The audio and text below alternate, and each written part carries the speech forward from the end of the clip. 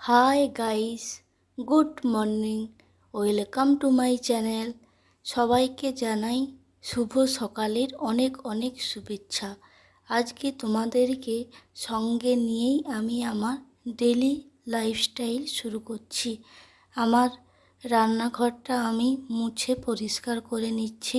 এবার ডাইনিং আর বাইরের বারান্দা পরিষ্কার করে নিচ্ছি। দেখো, খুব তাড়াতাড়ি করে খুব অল্প সময়ে এই কাজগুলো আমার শেষ করতে হবে। এরপরে ঠাকুরের কাজ, রান্না বান্না আরও অনেক কাজ থাকে। আর এই ঘর মোছার ডান্ডিটা দেখো আমাদের বাড়িতেই বানানো হয়েছে। আমাদের আগে অনেকগুলোই কিনে আনছিল, সেগুলো খুব সহজেই সেই যে লোহর ডান্ডিগুলো মূর্ছা পড়ে 2-4 দিন না হতে হতেই ভেঙে চলে যায়। 1 মাসেরও হবে, তারপরে আবার ভেঙে গেল। এইটা দেখো, আমাদের বাড়িতে যে কাজ হয়েছিল সেই জলের পাইপটা এইটা বেশি হয়েছিল, সেটা দিয়েই আমার শাশুড়ি মা বানিয়ে দিয়েছে। খুব ভালো, অনেক দিন হয়ে গেছে। বিছানের নিচে বা যে কোনো জায়গায় এই টেবিলের নিচে খুব সহজেই এটা পরিষ্কার করে নেওয়া হয়। আর খুব বড় ডান্ডি তো সেইভাবে নোতেই হয় না খুব সহজে, আর অনেক দূরের প্লেসটা পরিষ্কার করা হয় খুব সহজে। তারপরে রুমগুলো পরিষ্কার করে নিচ্ছি। এটা আমার শাশুড়ি মায়ের বেডরুম, সেটাই আমি পরিষ্কার করে নিচ্ছি। আর যতই পরিষ্কার করি না কেন, একটুক্ষণে বাতাসে হাওয়াতে সব ধুলো চারপাশে একেবারেই ভর্তি হয়ে যাবে। দেখো, যতটা পারছি সম্ভব পরিষ্কার করে রাখার চেষ্টা করি। ঘর বাড়ি পরিষ্কার রাখলে নিজের যেমন দেখতে ভালো লাগে, আর পজিটিভ এনার্জি বাড়িতে বৃদ্ধি পায়। পরিষ্কার পরিচ্ছন্ন জিনিস দেখতে খুব সুন্দর লাগে, কিন্তু সেগুলো মেনটেন্স করা, পরিশ্রম করা, এগুলো কিন্তু তুমি যতই করবে পরিশ্রম, ততই দেখবে বাড়িঘর চারপাশটা খুব চকচকে পরিষ্কার পরিচ্ছন্ন থাকে, আর পরিষ্কার দেখতেও ভালো লাগে। এই রুমটা পরিষ্কার হয়ে যাওয়ার পরে আমি আমাদের বেডরুমটা পরিষ্কার করে নেব। এই রুমটা একটু বড় আছে আমাদের বেডরুমের থেকে। আমাদের বেডরুমটা দেখো, আমি আমার বিছানার নিচটাও পরিষ্কার করে নিচ্ছি। ছেলেটা যে কোনো জিনিস ফেলে দেয়, ভেতরে ঢুকে যায় নোংরার মধ্যে, সেজন্যই এটা পরিষ্কার করে রাখতে হয়। যা খেলনা পাবে, বল গড়ে গড়ে ঢুকে যায় বা কোনো কিছু খেলনাও ওর ভেতরে রয়ে যায়, সে ছুটতে গিয়ে আগে বের করে আনবে। সেই জন্য আমি এর নিচটা পরিষ্কার করে নিচ্ছি। এই নিচটাতে খুব নোংরা একদম হয়ে আছে, আর সেই ধার পর্যন্ত তো সব সময় পরিষ্কার করা সম্ভব হয় না। যখন সম্ভব হয় মাঝে মধ্যেই পরিষ্কার করে নিই। দেখো, আজকে যেমন সময় পেয়েছি একটু পরিষ্কার করে নিচ্ছি। সামনেরগুলো সহজেই পরিষ্কার করা যায়, কিন্তু এই ভেতরে নিচে এইগুলো মাসে একবার বা সপ্তাহে সপ্তাহে পরিষ্কার করে রাখলে তাহলে একসঙ্গে আর অনেক নোংরাটা হয় না, তখন খুব সহজেই পরিষ্কার করে নেওয়া হয়। কিন্তু অনেক দিন পর যখন তুমি পরিষ্কার করবে, তখন একেবারে এত নোংরা পরিষ্কার করতেও অনেক সময় লেগে যায়।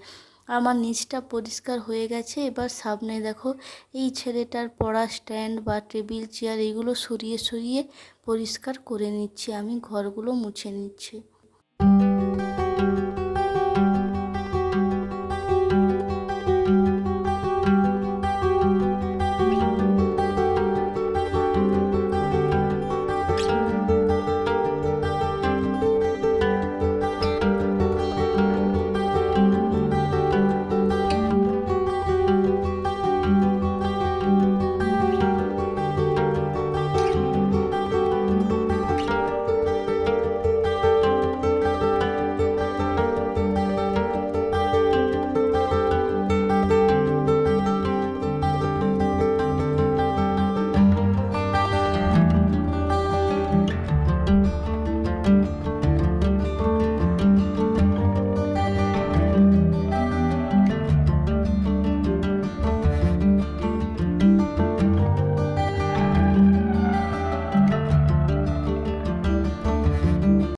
রুমটা আমি খুব ভালো করেই পরিষ্কার করে নিয়েছি।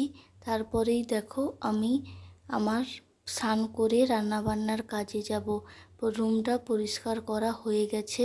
পুরো বাড়িটাই আমার, দুটো রুম, কিচেন, ফ্লোর, ডাইনিং পুরোটাই পরিষ্কার হয়ে গেছে।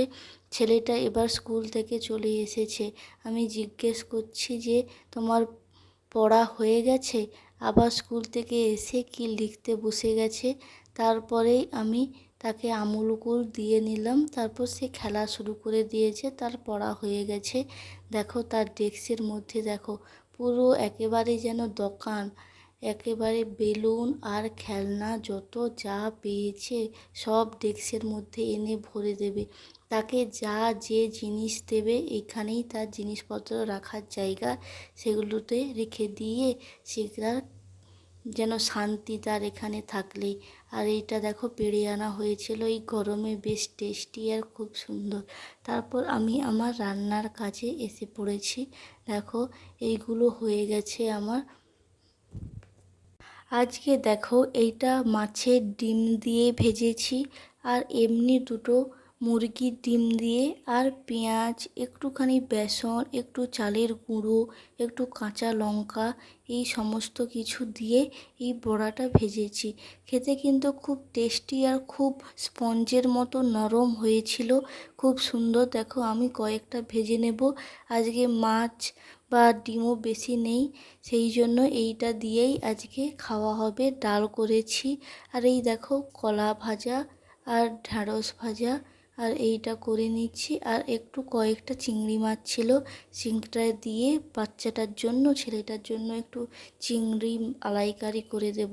তার আগে দেখো এই কলা ভাজা ঢ্যাঁড়স ভাজা হয়ে গেছে। তারপর এইটা ভেজে নেব, তারপরেই ওই ডাল করে নিয়েছি আর চিংড়ি মাছের মালাইকারি। এই দেখো সব ভাজাগুলো আমার কমপ্লিট হয়ে গেছে। এই কয়েক পিস বড় বড় বেশ নরম হয়েছে আর খুব সুন্দর। আর চিংড়ি মাছের মালাইকারিটাও একেবারে করে নিয়েছি, সেটাই তোমাদের সঙ্গে শেয়ার করছি। দেখো বড় বড় আছে চিংড়া মাছ, কিন্তু কয়েকটা পিস আছে সেই জন্য আর এটা করে নিয়েছি। আর ডালটাও হয়ে গেছে। রান্নার কাজটা কমপ্লিট, তোমাদের সঙ্গে আর বেশিটা শেয়ার করলাম না। করা হয়ে গেছে সেটুকুই তোমাদের সঙ্গে রেডি করছি। আর তার আগে তো মোছামুছি, ধোয়া, কাছাকাছি অনেক কিছুই করলাম, আর বেশি হয়ে যাবে, ভিডিওটা অনেক বড় হয়ে যাবে। তারপরেই আমি দেখো রেডি হয়ে গেছি, একটু কোথায় যাব বেরিয়েছি, আমার ঠিক মনে নেই কোথায় যাব বলে বেরিয়েছি আমি। তারপরেই তো এডিট করেছিলাম, রেডি হয়ে গেছি রান্নার পরে। দেখো এবার আমি আমাদের, দেখো গাছেতে কেমন পেয়ারা হয়েছে আর কয়েকটা জিনিস হয়েছে তোমাদেরকে শেয়ার করব বলেই নিয়ে আসছি। ওই দেখো ওই কলা গাছটাতে মোচা থেকে দেখো কতগুলো কলা বেরিয়েছে, এইগুলো নতুন গাছে ধরেছে এই সবে, সেগুলোই তোমাদেরকে শেয়ার করছি। আর দেখো এই তো এইটা একেবারেই হাতের কাছে হয়েছে, আর একটা অনেক আগে হয়েছিল তোমাদেরকে দেখিয়েছিলাম, সেটা একেবারেই নষ্ট হয়ে গেছে। আর হনুমান এসে তাকে অর্ধেক ছিঁড়ে কেটে নষ্ট করে দিয়েছে। আর দেখো এই অ্যালোভেরা গাছ, বেগুন গাছ কিছু কিছু আছে, আবার লাগানো হয়েছে লঙ্কার গাছ, ঢ্যাঁড়স গাছগুলো অনেক বড় বড় হয়ে গেছে, মোটামুটি ঘরে খাওয়ার মতো ফল দেয়। আর দেখো ওই পাশে আরও ফুলের গাছ লাগানো হয়ে গেছে, সেগুলোই তোমাদের সঙ্গে শেয়ার করছি। দেখো কত সুন্দর লাগছে চারপাশের পরিবেশটা, সবুজে সবুজে একেবারে মনটা ভরে যাবে। আর দেখো এই নয়নতারার গাছগুলো ফুল হয়েছে সাদা রঙের, বেগুনি রঙের, এইগুলো সব আমার বরবাবু লাগিয়েছে। সেই এই গাছগুলো লাগায়, গাছের পরিচর্যা করা, গাছগুলো তুলে আবার নতুন গাছ লাগানো, তার খুব এইগুলো শখ। এই গাছগুলো করে, এইগুলো এই ফুলগুলোর নাম কি আমি ঠিক জানি না। দেখো এইগুলো অনেক ছোট ছোট চারা নিয়ে এসে লাগিয়েছে, এইগুলো বেশি বড় হবে না, ছোট গাছেই ফুল ধরবে। এই ফুলগুলোও দেখতে খুব সুন্দর লাগে। আর এইগুলোতে দেখো আদা লাগানো হবে আর হলুদ লাগানো হবে, হলুদ লাগানো হয়ে গেছে, এক সাইডে করে আবার আদা লাগানো হবে।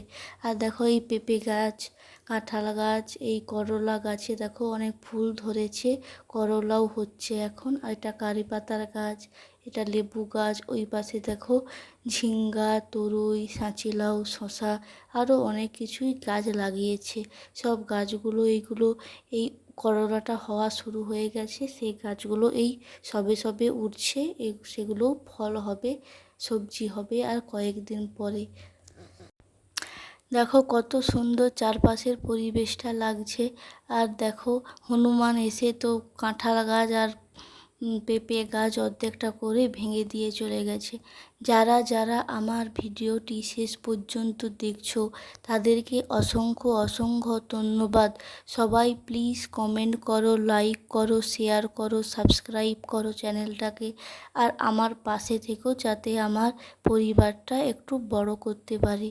দেখো চারপাশের পরিবেশটা কত সুন্দর লাগছে। সবাই সুস্থ থেকো, ভালো থেকো, বাই, সি ইউ।